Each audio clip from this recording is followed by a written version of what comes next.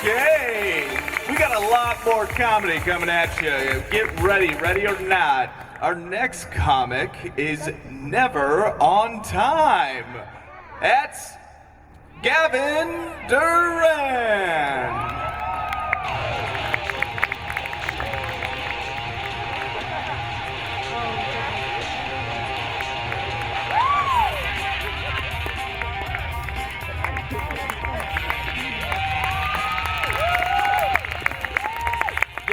Give me a second. Oh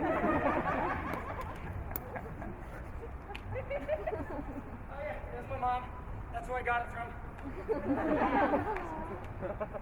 It's okay, Mom, you can go sit down. Love you.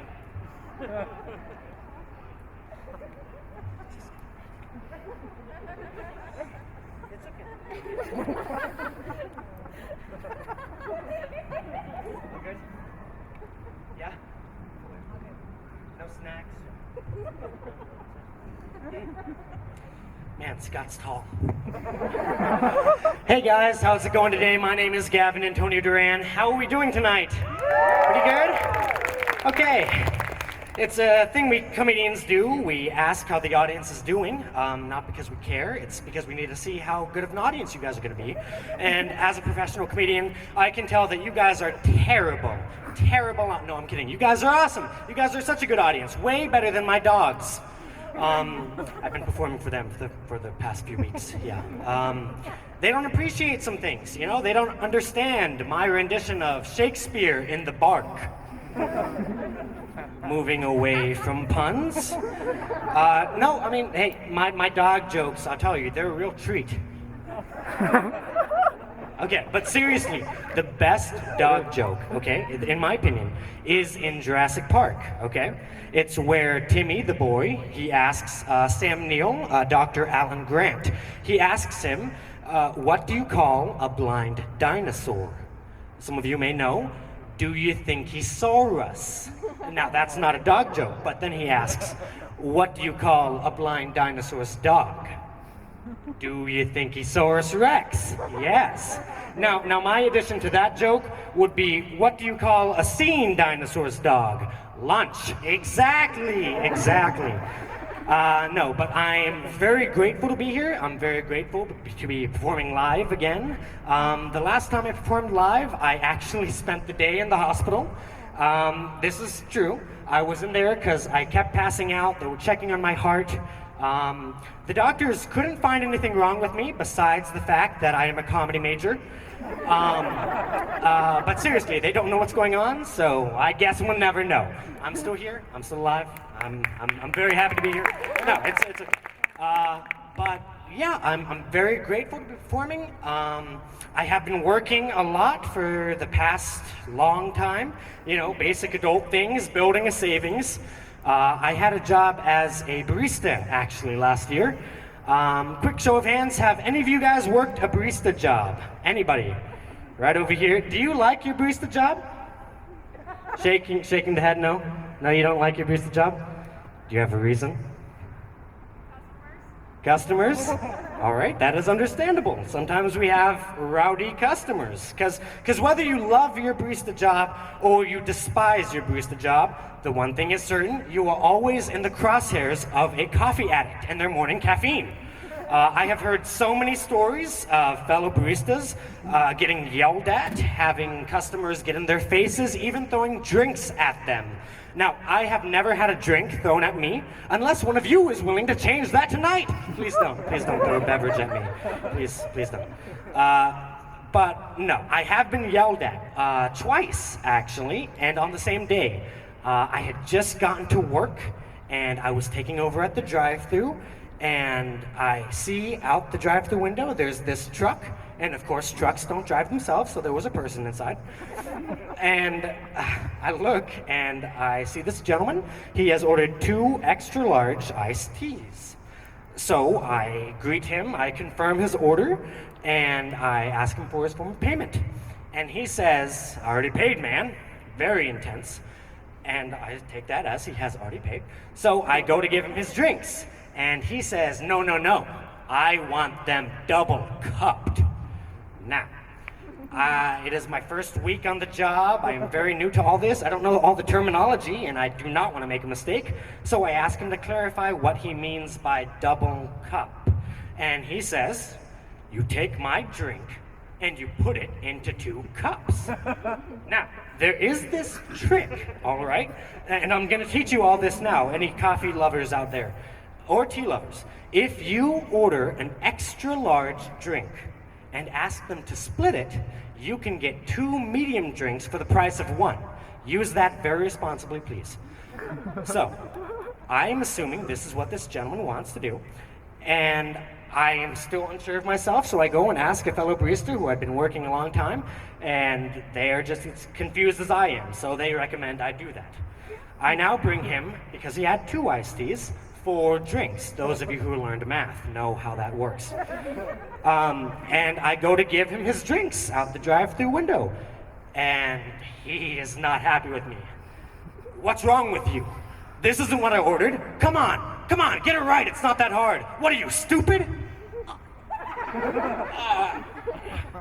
I was shaken, not stirred, by this interaction. Thank you. And I am so confused, but as he's yelling at me, I figure out he wants, literally, me to double cup his drinks. I took his extra large iced tea, I get another extra large cup, and I just put it right there. I give it to him. That is exactly what he wanted. The purpose of which I still do not know, and it's okay, I don't need to. And then he says to me, you know what? I don't think I paid, which is very different than what he told me before. And I say, you know what, sir? Don't worry about it. It's on the house. Your drinks are free today. Wrong answer, because he yells at me. He says, I do not need free drinks, I do not need a handout, and yells that I am destroying America, or whatever, as he speeds off out of the drive-thru with his free drinks. He calls the store a week later and tells them how rude I was. Now, my manager was there at the time of this incident and knew that I did nothing wrong, so I was in the clear. But the only thing she can offer him is a free beverage on the house. You can guess how that phone call went. The second time I was yelled at was immediately after. I was emotionally recovering from Double Cup Man. You know, sounds like a super name. Double Cup Man, here to strike fear into the hearts of young people working part-time jobs. Double Cup Man. And anyways, I look ahead in the drive-thru window and I see this small, older, sweet-looking woman. And I'm relieved. Typical golden girl, you know? Until she gets to the drive-thru window. Ariana Grande is a pop singer, and she has a song out titled God is a Woman. Now, I am here to tell you that the devil is also a woman, and she has white hair and drives a Toyota. She wasted no time laying into me. The window opens. I do not trust you. Do not touch my drink. And I say, hello, as you do when you start a conversation with somebody. And I explain that it is my job to take payments and give out drinks. And she says, no, the last guy yelled at you and you looked frantic. If my drink is wrong, I will have you fired. So my manager was there and was able to save me. And I could go to the back and try not to pass out. I have gotten much better at handling rowdy customers. That was last year. I now work at an Italian restaurant because it's closer to home. I can live up to my Billy Joel potential, you know, the song, a bottle of red, a bottle of white, although at a location it's more like, we're out of stock. Can I get you water instead? You see, managers have not been expecting the influx in customers as things start to open up. So we are pretty understocked on most things. I used to have this amazing excuse. I could say, "Oh, your Italian vino is stuck in the Suez Canal. Mamma mia," you know? But they got the boat unstuck, so I can't do that anymore. But yeah, the worst thing I will say about this restaurant is that the coffee machine is broken. So when people want hot beverages, typically coffee, I have to tell them our coffee machine is broken, unfortunately, at this time. And then they ask for hot tea. Now, we do not have a hot tea machine. We have an iced tea machine that does, in fact, brew hot tea. 2 gallons of it over ice. So basically, we don't have hot tea. They then ask for hot water, and we can maybe do hot water. The only way to do hot water is to take the tea machine, put no tea bag inside, and brew hot water. This is a process that takes up to 8 to 10 minutes because it does not brew consistently, instead in spurts. So it's a bit inconvenient to order hot water, but I had 2 customers come in and they both wanted hot tea. I told them, unfortunately, we don't have hot tea, we have iced tea. And they said, no, it's okay, we'll take hot water instead. So I go to get them hot water, but a miracle has happened. The hot tea is brewing because it needs to fill up this metal container. And I think I'm saved. I can give these customers the only hot tea in the restaurant. So I sit there for about 8 minutes with this mug, and another 8 minutes for her husband's mug. And I go out, and I'm so excited, because I'm like, I finally can give somebody hot tea, something they asked for. And they're talking to the manager, of course, because I have been gone for up to, I don't know. See, I don't know math. 16 minutes, 8, yeah. Anyway, see, those of you who have learned math probably got that faster than I did. Anywho, comedy major, right? No, anyway. I go up and I say, hey guys, this is the only hot tea in the restaurant. I made it just for you. And she was in love. She was like, thank you so much for doing this. This is amazing. She tasted it. This tea is a bit too strong. Could I get hot water instead? And I said, yes. Yes, you can, because I am a good employee and I care about my customers. Now, Scott Radelsky, a wonderful man, he talked about Enneagrams. My Enneagram is 2, which means I'm the helper, which means I cannot say no to people, and that is probably why I did that. Thank you, Scott. Give Scott another round of applause. He's amazing. And Joel, and Ryan, we love them all, and CBU Improv, you will be seeing them later tonight. Now, it is not all bad. I love my job. I love taking care of people. I think the best customer I've had so far, it was a birthday, it was 13 people at a table, and that kind of got me stressed, of course, but when they came in, they were lovely people. The dad, at the end, it was a birthday, he came up to me and he said, hey buddy, you want a slice of cake? Yeah, who doesn't want a slice of cake? So he gave me a slice of cake. Like, that is awesome. Like, I love it when things like that happen, don't you? But yeah, I love taking care of people, and you know, most people are just happy to be out of the house. That is something that I'm noticing. I can't blame them. Me and my friends, we can't wait to go to Comic-Con, you know? That's something we do. If you know me, you know I'm a huge dork. I love going to Comic-Con. I love everything sci-fi, fantasy, Star Wars, Marvel, DC Comics, anything. Me and my friends, we are trying to decide if we should go as Marvel characters or Star Wars characters. Maybe you guys can help. Maybe show of hands for Marvel characters. Anybody? All right. Okay. Star Wars characters. Anybody? Okay, we have a lot more Star Wars characters. Okay, we're probably not gonna do Star Wars characters because we have done Star Wars characters before. I went as Obi-Wan Kenobi, you know. Of course. Couldn't grow a beard, so I got a fake one. It's okay. I blame my parents for their genetics as well. I get lateness and I get no facial hair, so great.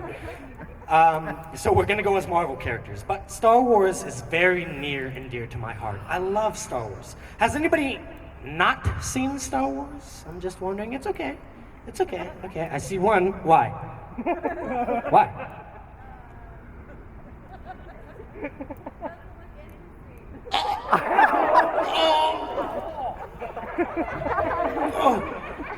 What?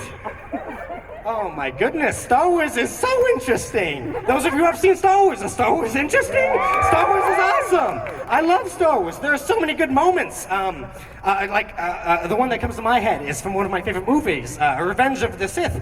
It's fantastic. It's where Mace Windu and Palpatine are fighting. Samuel L. Jackson and Ian McDiarmid. They're fighting for good and evil, you know. And let's see what happens. Let's see. Mace Windu is standing over here, right? And Palpatine's on the ground over there. Okay. And Anakin, Hayden Christensen, comes into the room and sees this battle. They've just dueled in this room, and everything is broken. It's awesome. And Mace Windu is here, and he says to Ian McDiarmid, Palpatine, he says, "You are under arrest, my lord." And then Palpatine, seeing Anakin, he's like, "Anakin, it's as I've said, the Jedi are taking over."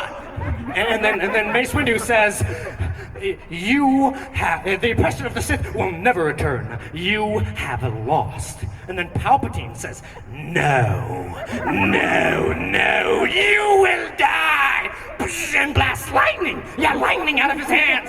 Hits the lightsaber, because Mace Windu is a good Jedi, and blocks it back in his face. And they're like locked in a, like lightning lightsabers. And it's, and he's like, and he's like, he's a traitor. And then he's like, he is the traitor. And he's like, and then he's like, don't listen to him, Anakin. The Jedi are taking over. I have the power to save that which you love. Don't listen to him, Anakin. Don't let him kill me. And then he blasted back in his face, and he says, I am going to end this once and for all. And then finally, Hayden Christensen pipes in. He's like, you can't. It's not the Jedi way. He's too dangerous to be kept alive. I'm too weak. Don't kill me. He's going down. He must stand trial.